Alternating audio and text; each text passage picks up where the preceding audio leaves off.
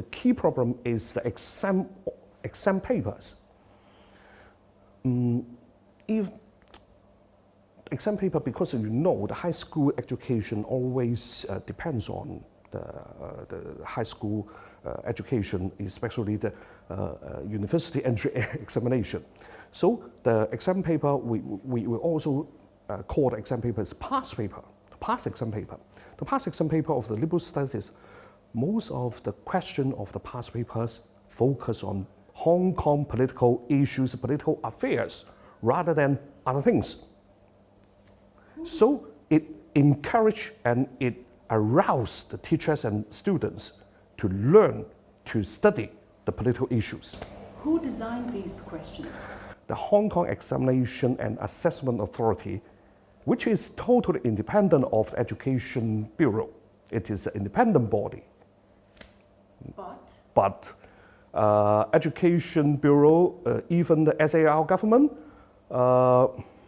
legally by no means control these authorities. These authorities have the total authority authority over the examination design, including examination paper question design and the marking scheme design, and decide who can be the marker of the examination. This is a subjective topic. Yeah. There is no one right or wrong answer to these questions. Theoretically, there is no right or wrong answers, but how can I say?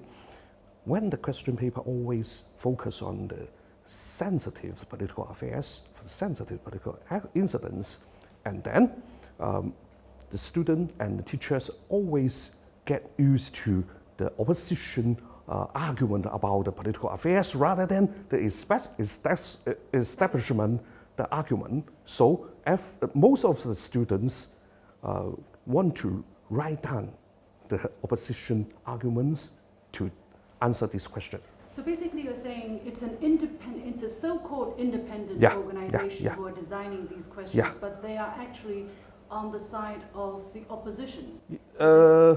Yes, of course, on the side of opposition. Their opinion is on this side. Obviously, it is influenced by the so-called idea of the justice by lawbreaking.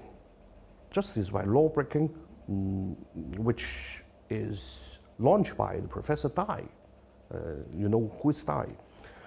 It is a big argument and big idea through the liberal study and transfer to every school students in the name of liberal study learning. It is a process of the development of the politicization of the Hong Kong society from the so-called occupying movement in 2014 to this year. So many parents and students, even teachers, get used to this process. So most of them get more, how can I say, get more tolerate to such a extreme development. So many teachers prefer opposition argument rather than the establishment argument. It is a reality. It is a political reality in Hong Kong society. We have to face. We have to encounter. So maybe some teachers, I can't know how many. Maybe some teachers transfer their opposition argument to their students by liberal study learning and teaching. So the opposition argument, especially extreme argument, so-called justice by lawbreaking, transfer every students, every young, so that the young people, the young students get used to such a extreme argument and transform the argument into concrete activities. People involved in such a big political affairs, a big political incident. It is a key problem, especially focus on our so-called subject of the liberal studies and lack of the Chinese history education and even lack of the national education This is national education, not about the whole education, just focus on what mainland China development, what mainland China developed in the modern times. But the key problem is, of course, the liberal studies. What is the liberal studies? The key problem is what this subject want to liberalize, so it calls liberal studies. In originally, the subject of liberal studies want to liberalize the exam-oriented education.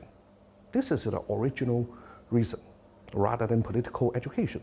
But ongoing development of such the subject learning and teaching politicize and political education instead of the so-called the change the exam-oriented education become or have been becoming the main issue of this subject. So this in the name of liberal studies, a lot of students, even teachers get involved into every political activities in every year.